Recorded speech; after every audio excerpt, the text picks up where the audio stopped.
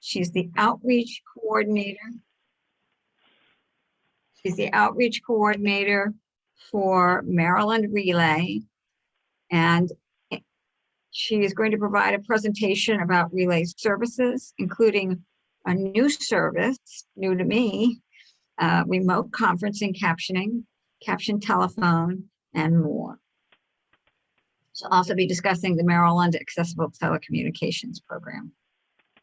So I'm going to turn it over to you, Jenny. You can talk a little bit more about yourself and your background if you like, and also the presentation you'd like to give. And thank you for being here.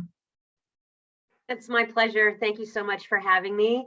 Hi, everybody. It's been a long time since I was able to visit with you guys. I think it's been like 2 years. So it's really great to be here.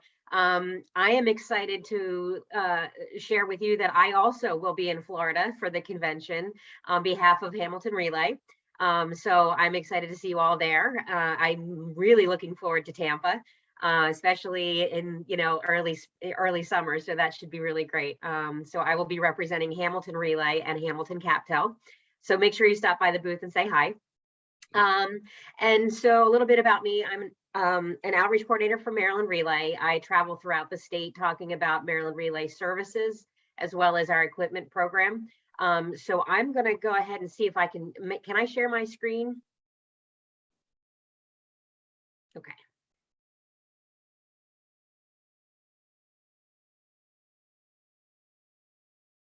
Okay, it's saying that the host is disabled. Can you give me permission to do that? I just did that, so Okay. You should be able to share now. Great. Okay.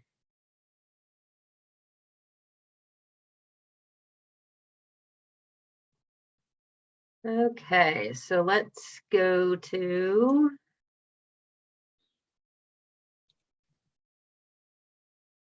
start. Oh, that's my puppy. All right, I'm wondering why this isn't letting me do this.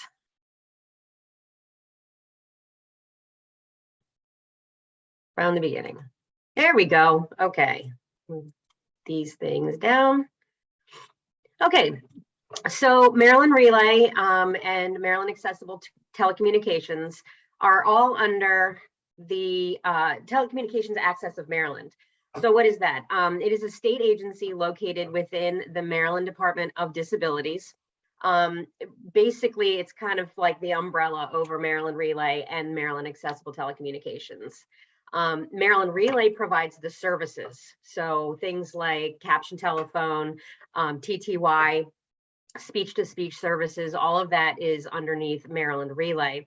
And then the Maryland Accessible Telecommunications Program, and I'm going to shorten that to MAT, it's just easier to say. That program provides equipment to individuals that need it at no cost to them. And we're going to talk a little bit about that in a bit. So I'm sure you're all familiar with caption telephone, so I'm not going to spend a whole lot of time on that. But obviously that is a caption telephone on your screen. It displays the captions of what the other person is saying as they're saying it. It also amplifies the conversation, and it just provides an easier communication method. So if you miss something, you just simply look on the screen to see what was said. Individuals who use caption telephone are folks who are hard of hearing, individuals who have an age-related hearing loss or presbycusis. Veterans are also eligible to use caption telephone, and people who use hearing aids or cochlear implants. So obviously the benefits, greater independence. You don't have to have a family member make phone calls for you. It's more private. You're able to make your phone calls on your own. It is free, which is great. There is no cost for the service. If you get your caption telephone through the state of Maryland's MAT program, that is also no charge. And obviously clear understanding of what's being said. Some of the features, obviously, the large display, you can customize the screen, make the font bigger. You can also change the contrast. So if you're also living with maybe a vision loss, you can make it larger, you can make it different colors, that sort of thing, whatever makes it easier for you. It does have conversation memory. You can save conversations to refer back to them later. A signal meter, which indicates when your voice has reached a certain volume. So it just lets you know that if your volume is elevated, it lets you know that. Has a built-in answering machine, so you can also have your messages captioned as well. And on the CapTel telephone, it has a one-touch button for customer service, so you don't have to remember an 800 number or anything like that. For example, if you have a storm and you lose your settings on the phone, all you have to do is touch that one button for customer service, and they can certainly help you get your settings back. Okay, this is tricky. Sometimes it doesn't work, but this is how caption telephone works. So the caption telephone user and the other individual are speaking back and forth, which is just the traditional, that's how it works. Everything that's spoken through the standard telephone user goes through an operator who revoices what's being said, and that turns it into the captions that appear on your screen.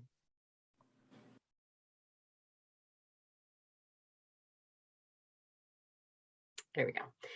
Okay, so let's talk a little bit about the operators. They facilitate all the calls according to FCC and state regulations. They never ever participate in the conversation. In fact, oftentimes an individual who is on the other end of the line doesn't even know necessarily that the individual is using a caption telephone.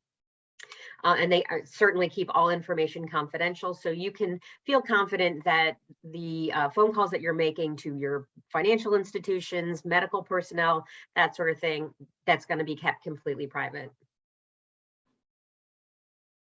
So you can direct purchase a caption telephone if you would like. We also do provide them through the MAT program once you are qualified and complete a free assessment with our evaluators. We also provide internet-based caption telephone, and basically this would require high-speed internet and a telephone line. You can also access captions on web mobile devices, computers, smartphones, and tablets. So let's talk about this new and exciting service that we've started providing. It's about, I want to say it was late 2020 that we started providing this service, and it was really very timely. Basically, remote conference captioning, or RCC, allows an individual to participate in a conference, so something like Zoom, a Teams meeting, things like that, and also have access to captioning. This service is available to anyone who lives or works in Maryland. So even if you live in DC but you work in Maryland, you're allowed to access this particular service. Another really cool benefit of this is that even if you are not in Maryland, but you are a Maryland resident, you can use this service. So for example, let's say you're visiting your son in New York City and you wanted to attend a Zoom meeting, you can use this service from New York, even though you're not in Maryland, you are a Maryland resident, so you can use this service. Basically, you sign up for the service on our website, and that's www.mdrelay.org. And you basically just fill out a little bit of information about yourself, about the meeting itself. You want to include the link or the phone number of that particular conference. And basically, they'll send you a link to access the captions. The individual who's captioning the service would basically be a part of that conference. Although they won't participate, they will provide the captioning. Does anybody have any questions about RCC? I mean, I have one question. Sure. I see there's a base telephone. What do people do when they have a larger home or many rooms, and today each one has a satellite, phone? How do you accommodate that with this CapTel kind of phone? Because that's always worried me. That's a great question. So with the caption telephone, sorry, shifting in my chair here. With the caption telephone, if you have, as far as the MAT program is concerned, if you live in a home that has 2 floors, you would qualify for 2 pieces of equipment, 1 for each floor. If you live on a single level, you would qualify for 1. And of course, if you wanted to purchase more, you certainly could. I believe that the basic CapTel telephone is running about $75 right now. So if you wanted to directly purchase more for your home, you could certainly do that. Does that answer your question? It does, but I assume you need a phone jack as opposed to an electrical outlet? You would need both. So with the one device, the one CapTel, which you can actually see it behind me, the white phone right there, that one does not require an internet connection. So you would just simply plug that into the phone jack. You would need to plug it into an electrical outlet as well, but it would work beautifully like that. The other device, the 2400i, which is right behind me, the black phone, that one does require an internet connection. So you can run that through Wi-Fi if you'd like. So it doesn't need like a direct connection, but it does work better if you have an Ethernet plugged into the back of it. Thank you. You're welcome. Sure. Any other- Jenny, I have a couple questions too.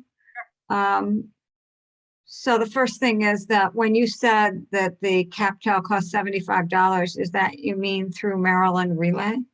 No, you would direct purchase from the manufacturer. So basically, for example, let's say you meet with an evaluator and a caption telephone is what the device that you're looking for. Maryland, the MAC program would provide the one.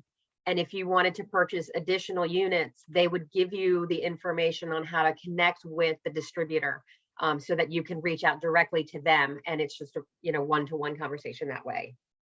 Okay, so my understanding was that most of the manufacturers, and there are different providers beyond CapTel, that they had been providing, even CapTel had been providing directly to consumers for free these phones. Mm-hmm. Is that not the case anymore, or? They will provide one. So of course you have other vendors like Clear Caption, Caption Call, that sort of thing. They will provide one for free. But after that, then you would need to direct purchase from them as well. So it's kind of the same thing. The difference is that we are through the state as opposed to it being a private company. Right. Okay. So I just wanted to clarify that. The second thing is I had some questions about the RCC that you were talking about. So when you sign up, so in order to get part of this part of the program, you're saying consumers must sign up. Mm-hmm. What kind of information are you looking for when people sign up? Okay. So the actual sign up form on on our website, basically it's looking for your name, for, you certify that you are a Maryland resident and that you do have hearing loss. Then they're looking specifically for information about the conference or the meeting.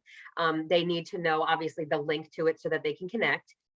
Any information that you can give them specifically about what the meeting is about helps the captioner to understand what's going to be spoken about. Using acronyms, things like that, kind of explaining that is very helpful. And that's pretty much it. It's not a whole lot of information that they're looking for. If you want to pull it up, that's something that I can do for you when we're finished with this, we can look at that form and just goes through and shows you what they're looking for, essentially the information.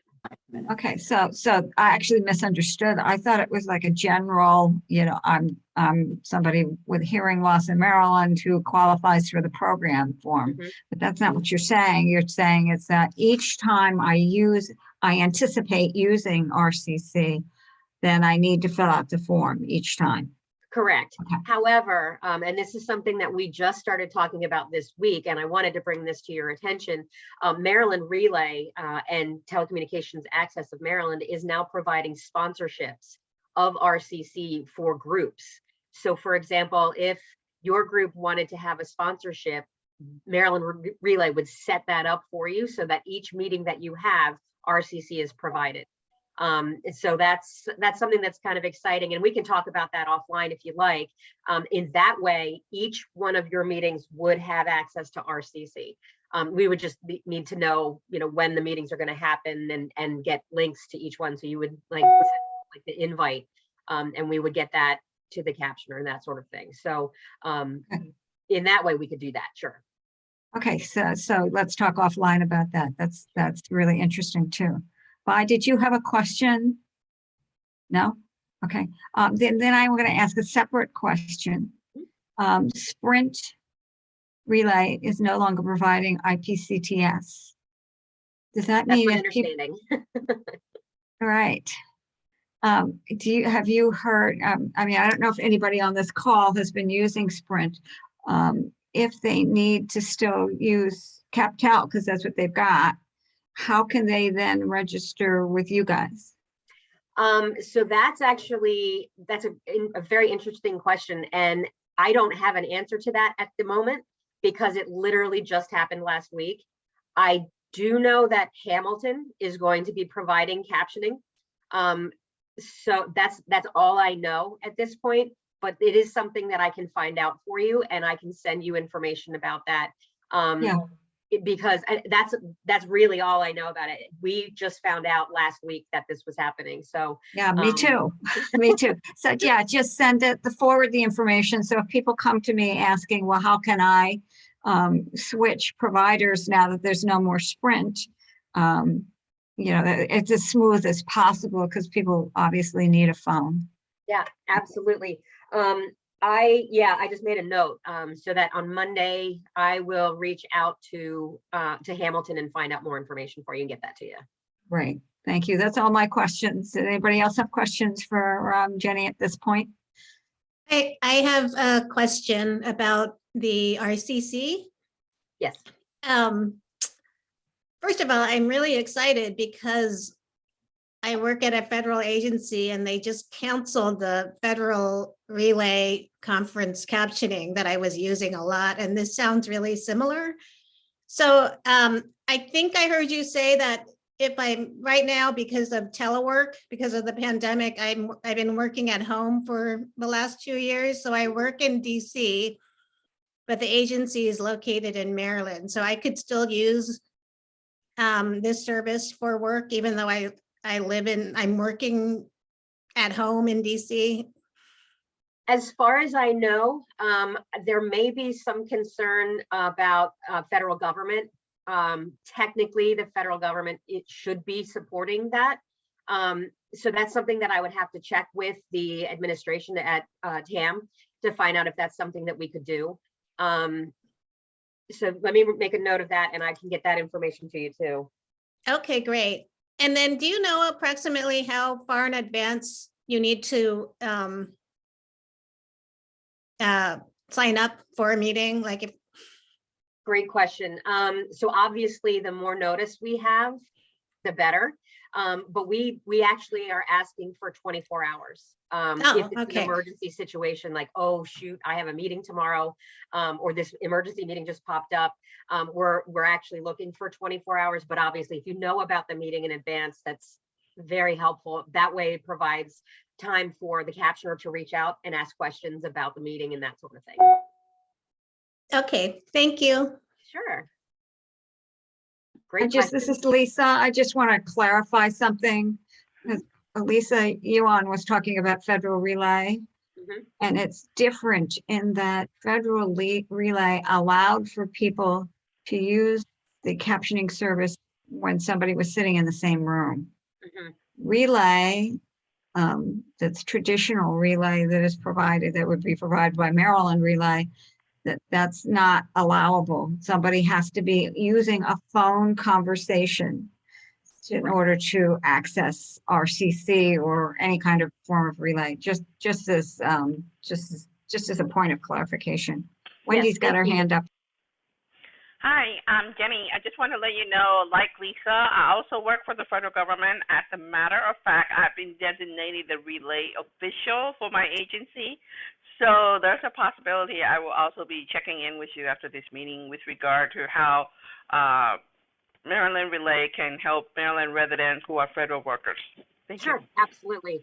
I'm going to leave my contact information in the chat So feel free to reach out to me with any questions that you have, and I can certainly get those answered for you. Okay, thank you very much. My pleasure. Okay, any other questions before we move on? No? Okay. Okay, so here's the fun part. We're going to talk about the Maryland Accessible Telecommunications, or the MAT program. Just to review, this is the program that provides telecommunication devices for qualified Marylanders.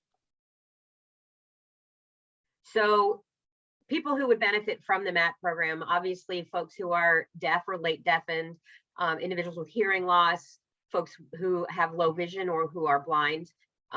We work with people who are deafblind.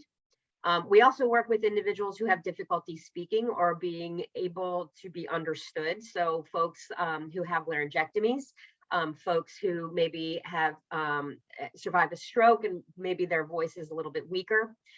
We also work with individuals with limited mobility. So maybe the individual has difficulty grasping a phone or dialing the phone. And individuals with cognitive difficulties, like maybe someone who has mental retardation, autism, things like that, who maybe don't understand what phone numbers are or don't remember them very well. We work with folks who have memory loss as well. And so all of these individuals can benefit from the program. We offer so much more than caption telephones. We provide amplified phones. We provide mobile devices. Right now we're looking at the Google Pixel phone, which has some amazing capabilities for folks who have difficulty using a telephone.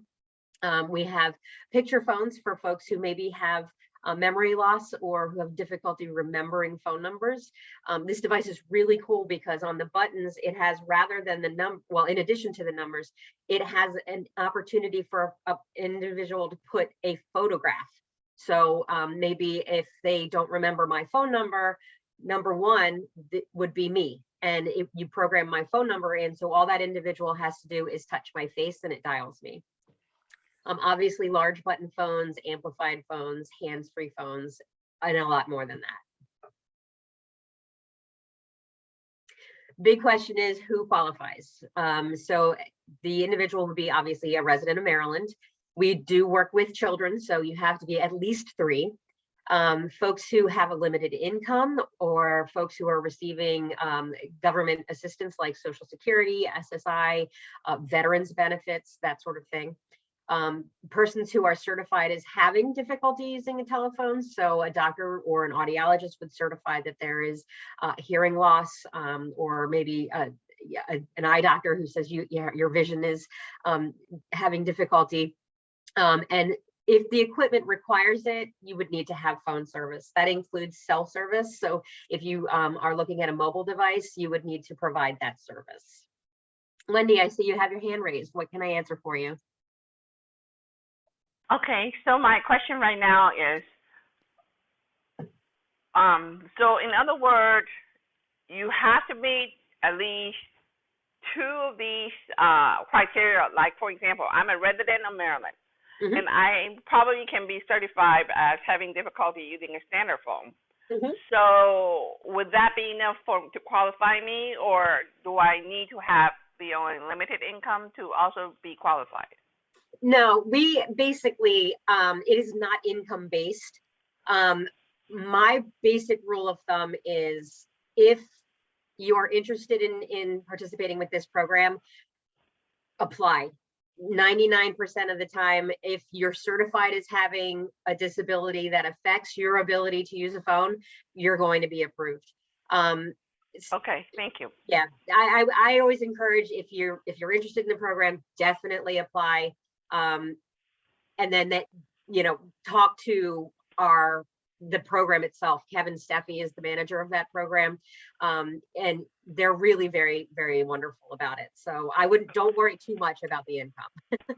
Yeah, all right. So do you need an audiologist signature to be certified as having difficulty in using a standard phone? Anyone who has, we will accept the third-party certification from doctors, audiologists, social workers. Mhm. registered nurses, anything like that. As long as they have a license to practice, they can certify. Okay, thank you very much. Sure. Lisa, can I answer a question for you?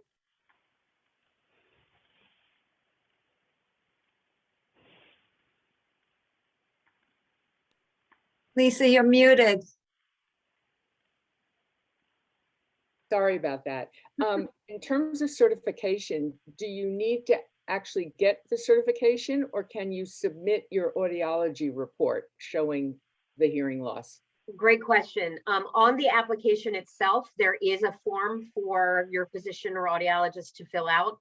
It just basically, it's super simple. They just check off which box that you would apply to. So whether it's hearing, vision, speech difficulties, anything like that, and then they would sign it and date it. So it's very simple. Next time you have an appointment, you could even fax it to the doctor to have them sign off on it if you don't want to go in person.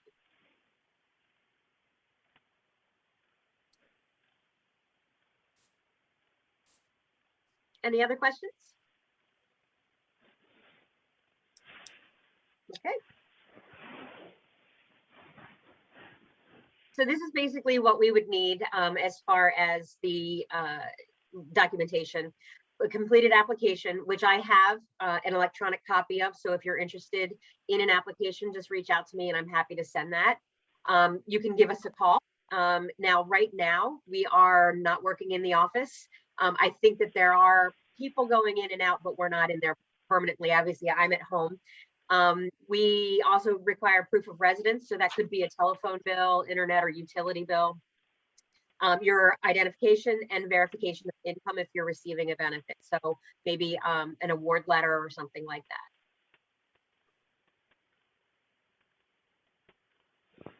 So as part of the program, individuals who are approved for the MAT program would be required to meet with one of our evaluators. But it's also available for people who want to self-purchase equipment. So if you're interested in talking to an evaluator to see what kind of equipment is out there to suit your needs, we're happy to meet with you. So what we do is we meet with you to talk about not only what your needs are, but what your preferences are. If you're anything like me, I am not a huge fan of a lot of technology. I have a cell phone because I have to have one, but really I don't need it to tell me my bank statement. I don't need to know the weather on it. I would prefer just to make phone calls. But some people really like that immediate information. So we take that into account. And then the evaluator will show you a variety of pieces of equipment that would suit your needs. If caption telephone is something that you're interested in, we can show you whatever's out there as far as caption telephone. As you know, technology changes every day. Things are improving at a rate that it's mind-boggling. So we have the latest equipment. If we don't have it, we will find it. So we definitely have what will suit your needs. During the evaluation, you will also have the opportunity to use this equipment. So you can make test calls to see how it's going to work for you. If you're interested in, say, for example, an amplified phone, some people need a lot of amplification. Some people don't need as much. So you can actually play with the phones to see what's going to work for you. Once you've had your evaluation, the evaluator will place the order and the equipment will be sent directly to your home. If you choose to self-purchase, at that point, the evaluator will give you the information in order to contact the distributor, and then you can work one-on-one with the distributor. Any questions about the evaluation program? Jenny, this is Lisa. I have a question. Sure. In terms of the equipment, at one point you were distributing tablets. Mhm. I'm wondering if that's still happening. And the second question is, it looks like, but I can't really tell because they're very far away in the picture, that you also might be distributing the internet protocol caption phones. Is that true, or only analog? Yes, we are distributing IPCTS phones. So that's certainly an option if it's something you're looking for. As far as the tablets go, we are still distributing the tablets. Obviously, when the tablet comes to you, it will be loaded with all of the apps that you would need to address your needs. So if you needed something like a speech processor or basically they call it like a speech box. So for example, if you're having difficulty being understood, you can type in what you want to say and the device will actually say it on your behalf. We have apps like that. So basically you would work with the evaluator to determine what the tablet's use is going to be, and they'll load it full of the apps that you would need.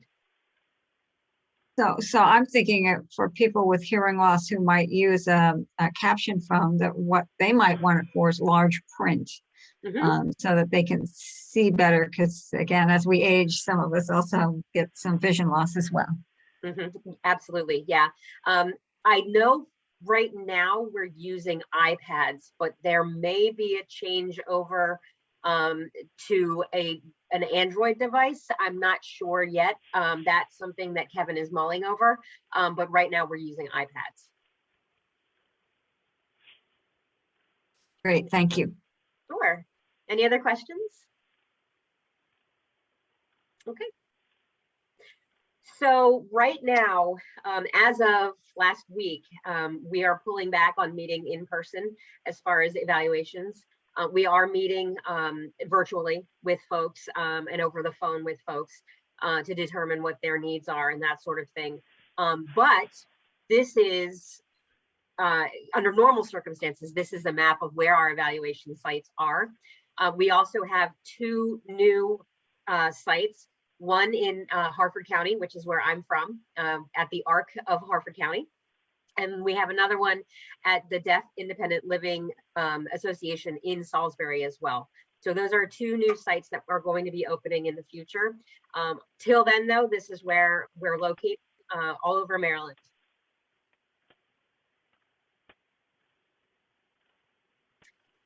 As part of the program, we do provide free training. We will teach you how to use the device during the evaluation process, but if you're like me, when your phone comes in a couple of weeks, I will have no idea how to set it up. I won't remember. I'll need to be retrained. So we're happy to do that. And we can also set that equipment up if needed. All of the warranty information, customer service information is provided to you as well. And let's say your needs change over time. So let's say you're using an amplified phone. It's working great for you for a couple years, but maybe it's just not working for you, and maybe you feel like a caption phone would better suit your needs. We are certainly happy to meet with you again to reevaluate to see what we can do for you. The other thing is, like I said earlier, technology changes every day. And let's say you feel like maybe your phone's a little outdated. We can certainly get you something that's updated as well.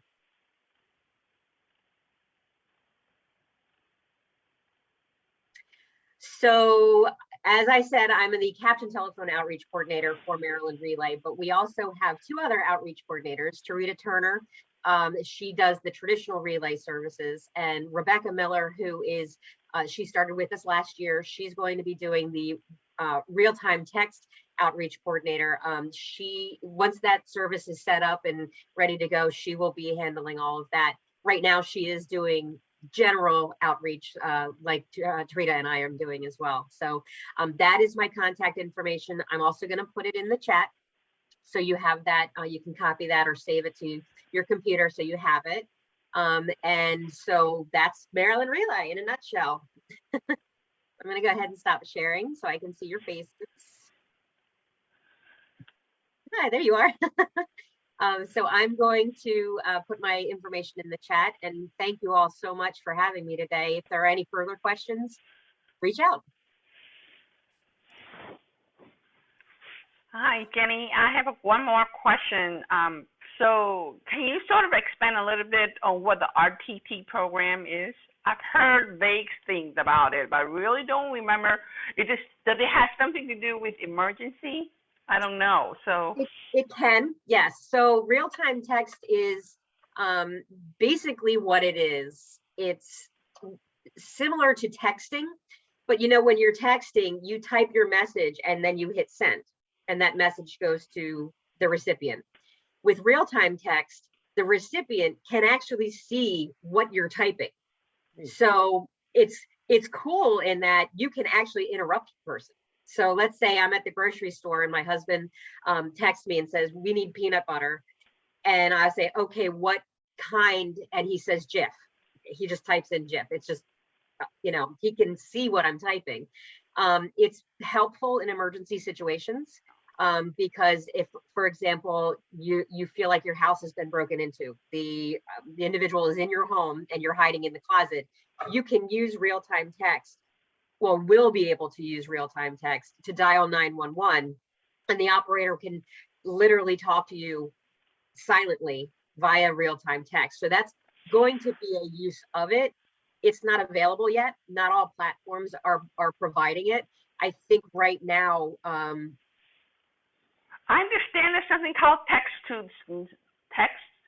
I thought 711 was a texting for emergency, or maybe I'm wrong about that because no, it's text to 911 in the future, right? And that will be available next year for Maryland. It will be available, I believe, in the coming year. I have to check with that with the agency on that. There are a number of counties that are ready for text to 911. I know for a fact Frederick County is ready. They're not advertising it yet, though, until every county is available, because what happens is if you're in Frederick, you get used to text to 911, but then you go to Ocean City and maybe Worcester County doesn't have it yet.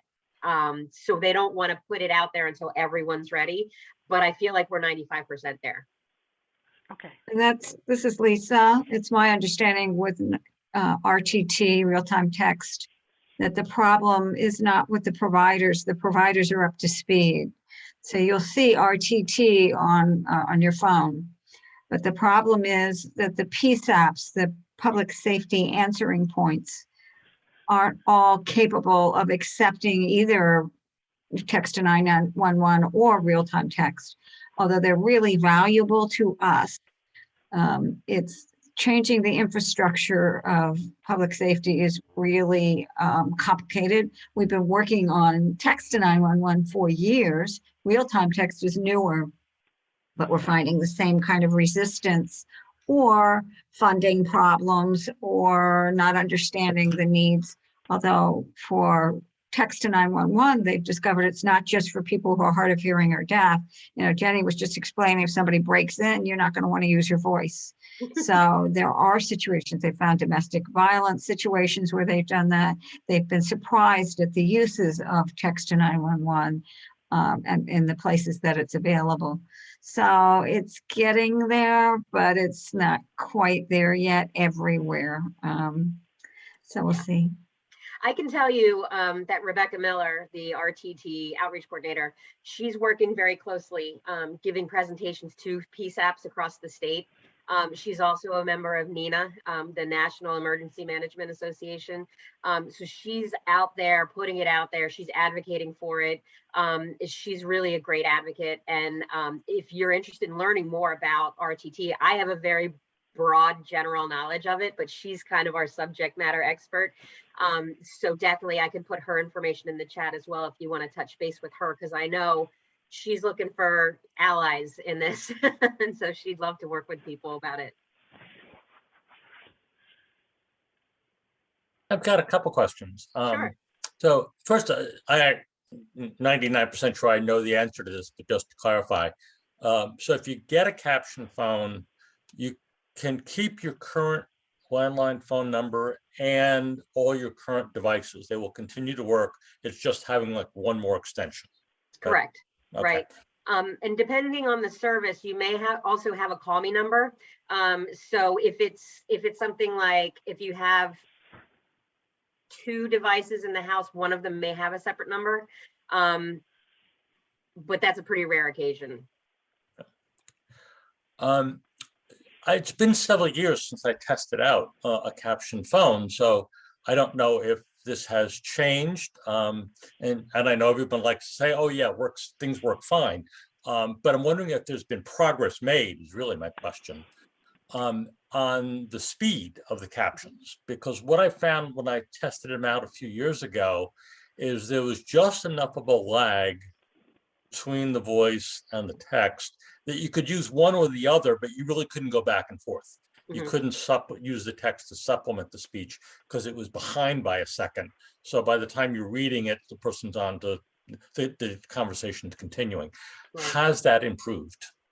I would say that it has. I've been working with Maryland Relay for a little over 4 years.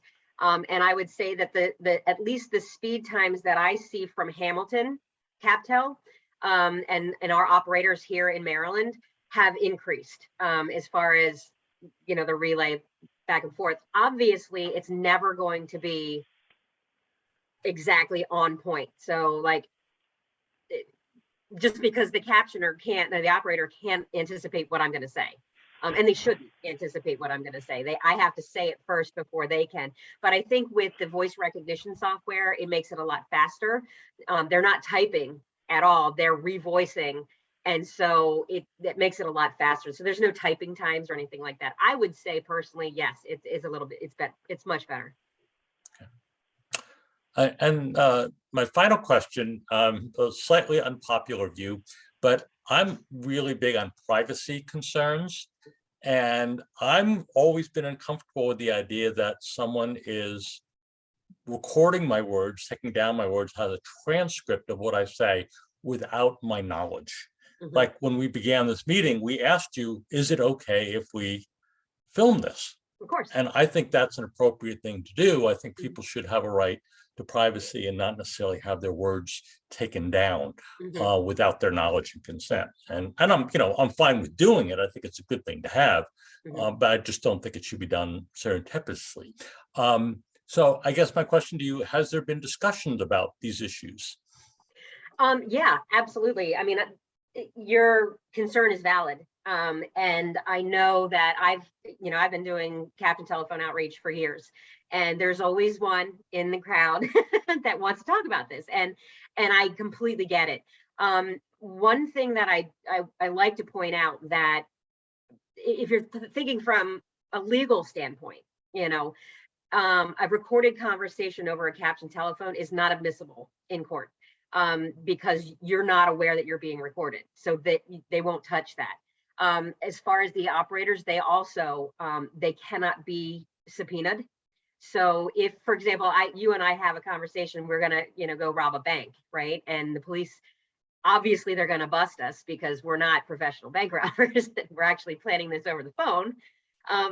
They Speak for yourself. Okay, I'll take your word for it.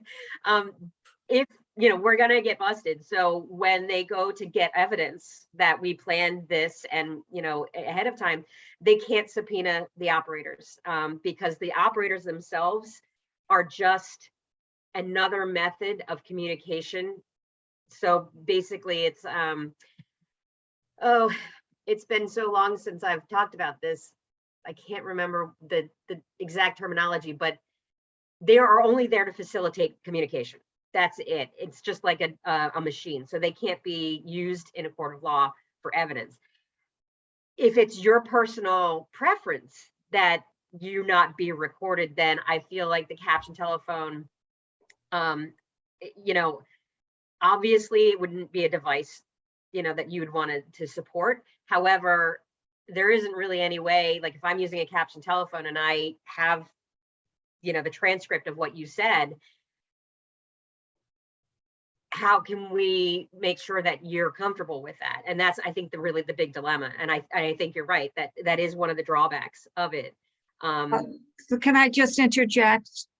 So CapTel does not record. Nobody, the operators, the caller assistants cannot write. They don't even have a pencil and a pen in their cubicle or at their home now. A lot of them working from home. They are not. There's a huge strict code of ethics. They can't do any of that. They can't record it. And CapTel or any of the services cannot take a recording. Right. Now, this is true. Even we were concerned when we went to ASR, because what ASR does, automatic speech recognition, is it gets better by learning how different sounds make different words. So we were afraid they were going to capture that, take that information and hold it somewhere. They have sworn on a stack of Bibles they don't do that kind of stuff.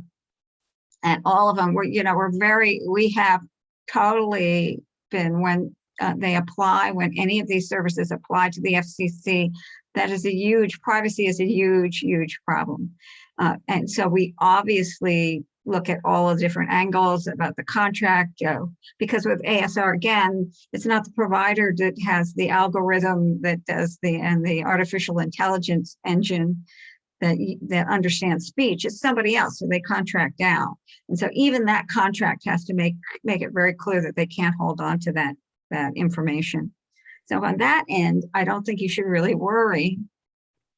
I mean, obviously, we live in a world that, you shouldn't worry. We've done everything we can to make sure it doesn't happen. The only way your voice would be recorded is if you talk to me, because I'm going to record it. I need my captions, and I need to be able to look back at it. Right now, I'm looking at the transcript, because sometimes I'll miss something that goes by in the 3 lines that I see. So I want to look at the transcript and I'll save it. So that's who you should worry about. You shouldn't worry about CapTel. Right. You should worry about me and Right. other people like me who want to keep a record. Right. No, I agree entirely. And I'm not at all concerned about CapTel. The privacy concern I'm raising is strictly the person I'm talking to, that if the person I'm talking to is recording it, I'd like to know that. And I'm not objecting to recording it. I think it's great that we have this technology, all in favor of it, but just let me know. Right.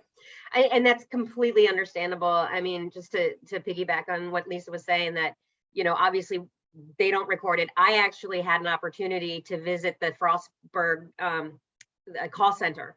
I walked the floor where the operators are actually doing the captioning. And before I could even walk through the door, I had to sign a confidentiality report. I had to put all of my personal belongings in a locker, and it was locked. I couldn't even take my cell phone with me or even a simple pen. I couldn't do any of that.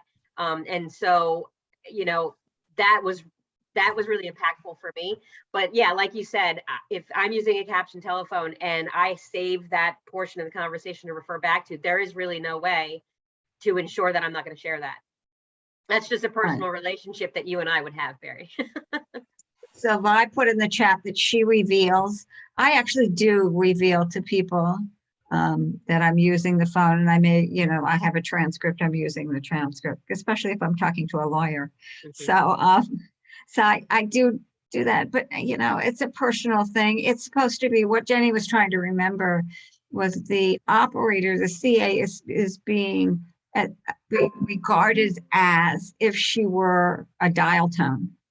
That's what it is. The FCC says, we're not going to get involved. She's got to absolutely translate everything that's going on as quickly as possible and as accurately as possible.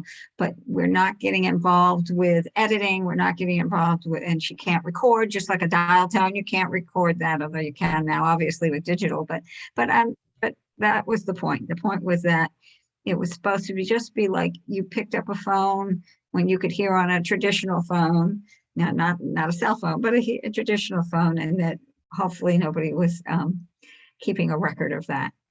That was the idea, and they're very, very cautious about it, I can tell you. And it's similar to the old TTYs too. If you're familiar with the TTY, they often had those little rolls of tape, paper tape, where it would actually print out the conversation and you could save that. That's a piece of paper that's out there floating in the universe that has a whole conversation on it. So yeah, it's basically your personal relationship with the person you're talking to. And I will tell you this, also going back to speed of answer and speed of the recording, ASR is actually very fast.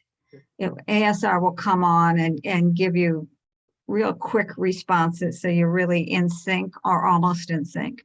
What ASR is lousy at is accuracy.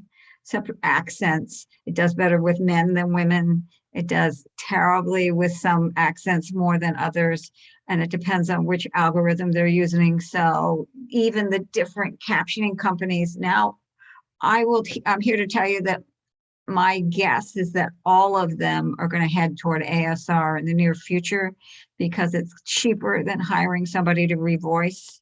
Mm-hmm. And the the algorithms are pretty good. We just need metrics to keep them, have basic standards so that they make sure that they're doing a good job at that, and they're not letting the ASR, just using older versions so they're not as good. They have to keep it up to speed, and they have to use improvements to make sure that we're getting what we need. But that's going to happen. I'm pretty sure, because the FCC has allowed ASR, so now the door's open. I think everybody's heading in that direction.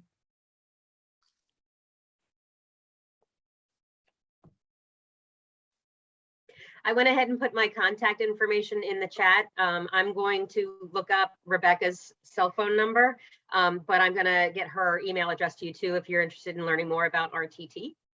And that's all I have for you today. Thanks so much for having me. It's been really fun. It's great to see you guys. Well, we really appreciated that you joined us from your home. Thank you for being here and providing all this information. Any other last minute questions for Jenny? Okay, thank you. So we do have a couple more announcements and discussion points. Jenny, you're welcome to stay, or if you don't have to.